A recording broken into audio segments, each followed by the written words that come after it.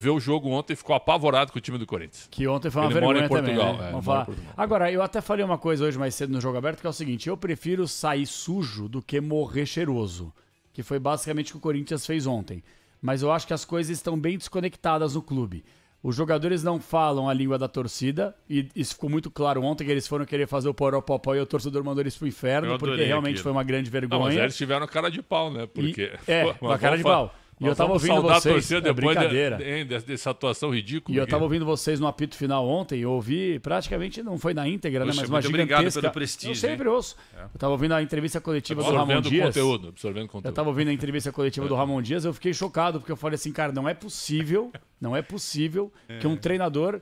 Ou ele flerte com a nossa inteligência, ou ele seja tão alienado muito ruim, a ponto de não enxergar o óbvio. Muito porque ruim. Ele deveria ter chegado na entrevista coletiva. Quem sou eu pra falar o que ele tem que falar ou não? Mas um cara experiente, daquele porte, da história, ele foi um baita de um jogador. Falar que o torcedor tem que ficar feliz, que tudo tá sendo feito da melhor forma possível. Pessoal, vem cá, Corinthians quase protagonizou o segundo maior vexame da sua história. Porque o maior e dificilmente vai ser superado é o rebaixamento. Uma piada ontem, velho. Mas em termos de derrota, talvez se perdesse o jogo e fosse eliminado, talvez fosse o maior vexame da história. Mais que Guarani, mais que Tolima. O Corinthians não correu o risco de perder o jogo. O Corinthians ia levar a decisão. Perdeu, Capri. Tava 2-2, o Hugo fez uma defesa monstruosa ali, bicho. Toma um 3-2, a casa cai, irmão. O Corinthians não ia perder o jogo. Correu o risco de não se classificar nos pênaltis. Mas aí é perder, né? Perde o jogo, mas tá eliminado. Ser eliminado em casa seria um grande vexame. Claro. 36 segundo tempo, o Hugo faz um milagre. Um time semi-profissional. Universidade Central da Venezuela é um time semi-profissional. Aquele menino de 16 anos, como titular, é uma aberração. Aquilo é uma aberração. O Puzov jogou ontem, eu brinco, ó, viu? É o mesmo corpo. O Puzov tem mais corpo que o menino ali. Então é fato. O Corinthians, se fosse eliminado ontem, seria talvez top 3 dos vexames da história para um time pior que o Tolima, por exemplo. Não, pior. Seria pior que o Tolima. Seria pior. Pior que o Guarani. Muito pior. Muito pior. O maior vexame da história do Corinthians seria. Se o Corinthians caísse ontem em casa, para esse time seria o maior vexame da história do Corinthians. É uma vergonha. O técnico desconectado. Ontem ele falou assim para uma... mexeu mal, péssima entrevista. Para uma das perguntas ele falou assim, em 20 segundos eu resuelvo com a hinchada. Ou seja, em 20 segundos eu decido aqui colocar o time na defesa e o Corinthians só vai jogar na defesa. Mas que tipo de treinador é esse que não sabe equilibrar um esquema tático de um time, que sabe marcar quando precisa marcar e tem que atacar quando precisa atacar? Cara, nos melhores momentos do Corinthians com o Mano, na primeira passagem, o Corinthians era um time extremamente equilibrado. Com o Tite, nem se fala. Com o Carille, idem, tricampeão paulista e campeão brasileiro. Tinha naquele time do Tite, na primeira passagem dele? Quantos estrangeiros tinham? O time de 2015? Não podiam tantos. Na primeira passagem, 2011. 2011, campeão brasileiro? Não, a primeira passagem foi em 2004, né? Não. Essa da Libertadores aí, de 2011. Campeão brasileiro. Quantos estrangeiros tinham naquele time do Corinthians? Olha... Titular... Mínimos. Eu acho que não tinham... Podiam só 3. Só o Guerreiro tinha. Podiam só 3. Né? Do time titular que foi campeão, só o Guerreiro, Só tinha o Guerreiro. Só o Guerreiro. Ralf, Paulinho, Danilo e Alex. Libertadores não tinha nem estrangeiro. Não, Jorge Henrique e Emerson, do meio pra frente. É isso mesmo. Alessandro, Chicão, Leandro Castanho e Fábio Santos. Porque eu acho que o Corinthians está se enchendo de jogadores estrangeiros, mais ou menos. Muito jogador estrangeiro, mais ou menos. Aí você vai falar, mas não é só o Corinthians, é verdade. O Puzov disse que viu contra o Tolima, não tinha nenhum estrangeiro. Nenhum estrangeiro, todos brasileiros.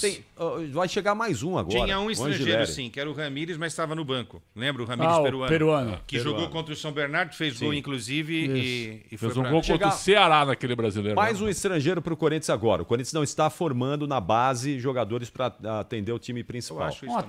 O Biro, por exemplo, mas já foi vendido, entendeu? São caras que não aproveitados. Capri, você tocou num ponto importante. Eu acho que ninguém discute Garro e Memphis, por exemplo, tá? E o Carrillo. Esses são 3 jogadores... São 3 jogadores diferentes. Mas, por exemplo, Martínez, se não tiver, não vai fazer falta. Não. Héctor Hernández. Se não tiver, não vai fazer falta nenhuma. Eu acho o Ramírez... Esse está no time do Pedro Raul. Héctor Hernández está no time do Pedro Raul. Não ficou nem no banco ontem pra te ver. Nem no banco. Ele é o Pedro Raul espanhol. E o Félix Torres, com toda a permissão. Ele tá mal, mas ele não é ruim. Ele tá mal no Corinthians. Fraquíssimo. Tá mal. Não, mal sou eu. Ruim quer mandar pro Inter, eu aceito. Fraquíssimo. Eu aceito.